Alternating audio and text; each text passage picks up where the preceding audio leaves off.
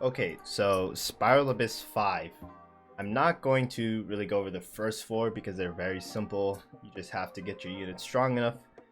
But when you get to 5 is when you need two teams. Now, the most important thing in these uh, Spiral Abyss things that I've realized is that team compositions, your lineup, makes a night and day difference. If you don't have the right units, even if they're a little under leveled, your artifacts aren't there yet, your weapons aren't there yet. If your units are arranged properly, you're gonna have an amazing time. Generally, what I've experienced from all of these floors, from 5 and up, the first half is always a little harder than the second half. So you want to spread your units out and kind of stack the first half with your stronger DPS and then your second half. Now for 4 5, this one's pretty simple because there's not too many different units. Well, Chamber 2 is just a spawn fest. You have to kill them as fast and as many as you can. So judging by the monster list, you see in floor 5, Chamber 1, 2 cryos, electro, and a pyro. So you definitely need water in the second half. You definitely need fire in the first half. And they kind of keep it the same. How the Chamber 1 has an electro unit, so Chamber 3 will also have an electro. Same with the pyro unit. So for this team, I know if I do it right now, I'm just completely out leveled, so I'm just gonna destroy it. So we're gonna pretty much build the team with 4-star units only. Of course, by this stage of the game, there's a possibility that you already have a 5-star. So just keep in mind that we're just gonna put some tips, kind of just a template of what units you should take. Of course, you can still theory craft and move other people around, but generally, rule of thumb, you want 2 of your best units. You say you have 3 good units. You want to put 2 of your 3 best units in the first half, and then your second half will have your second best unit. Generally, that's kind of how I looked at it coming into it. So before we get into it, I just want to explain elemental resonance really quick. Elemental resonance, when you have 2 of the same elements, get a buff. Wind gets shortened CD, cryo gets increased attack, pyro gets increased attack. Actually, pyro also does as well, crit rate, etc. So if you do have a very strong unit and you have a throwaway unit, say your strongest unit is someone like Shan Ling, and you don't really have a good throwaway unit. So before we get into it, I just want to explain elemental resonance really quick. Elemental resonance, when you have 2 of the same elements, get a buff.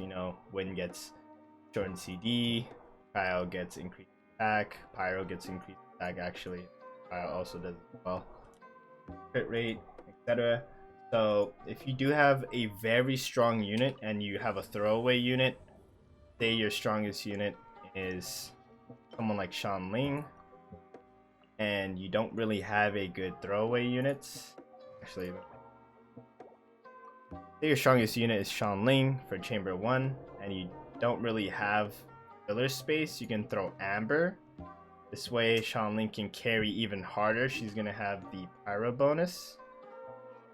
And for this team, I recommend you bringing down Fischl and Barbara. So these 4 units are pretty much given, right? You're always gonna have it.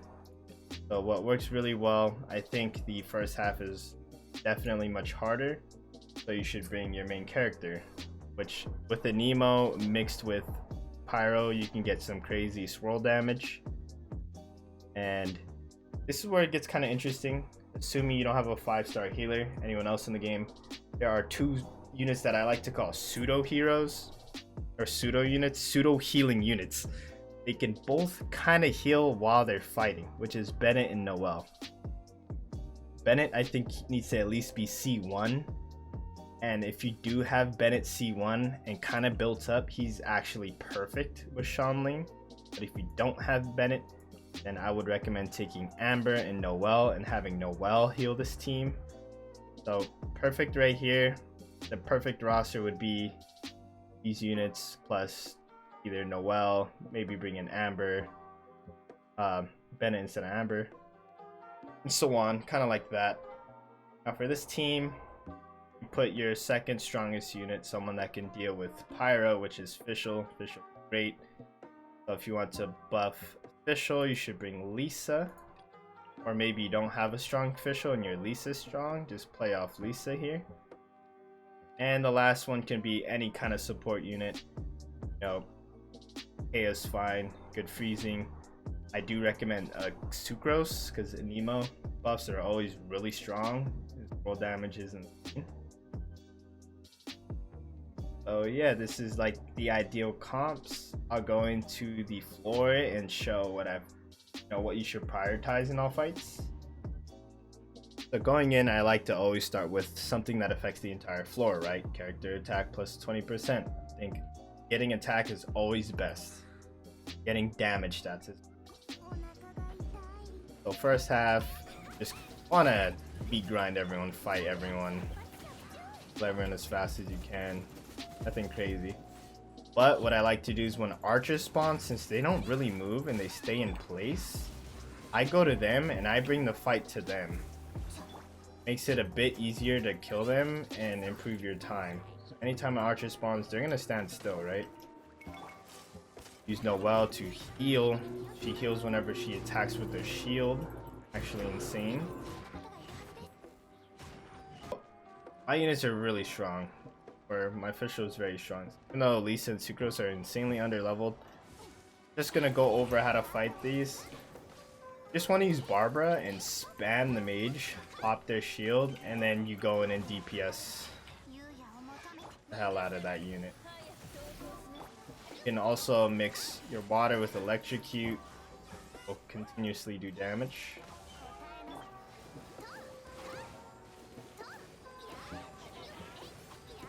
Pop shield, they're knocked.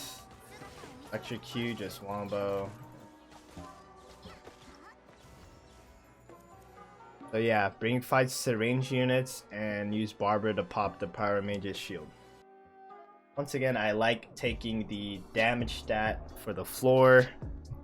Chambers 1 and 2 you want to take floor generally. Chamber 3 is when you can just take anything, you know, to help you finish the floor. So same thing. Okay, I don't really remember the units here. Oh yeah, it's just this random spawners. So same pretty much theory, right? Not theory, but like game plan. You go to the range unit because they're not going to move. You can fight the range units, bring the melee units to that range unit. You're going to pretty much get a lot of AoE damage off. You can hit multiple targets at once.